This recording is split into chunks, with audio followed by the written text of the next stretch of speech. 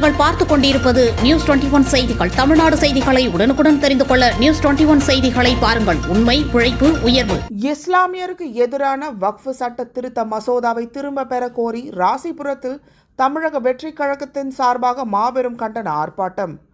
நாமக்கல் மாவட்டம் ராசிபுரம் புதிய பேருந்து நிலையத்தில் தமிழக வெற்றி கழக பொதுச் செயலாளர் புஸ்லி ஆனந்தின் அறிவுரைப்படி ஒன்றிய அரசால் முன்மொழியப்பட்ட வக்ஃப் சட்ட திருத்த மசோதாவை திரும்ப பெற கோரி நாமக்கல் கிழக்கு மாவட்ட செயலாளர் ஜே செந்தில் தலைமையில் மாபெரும் கண்டன ஆர்ப்பாட்டம் நடைபெற்றது.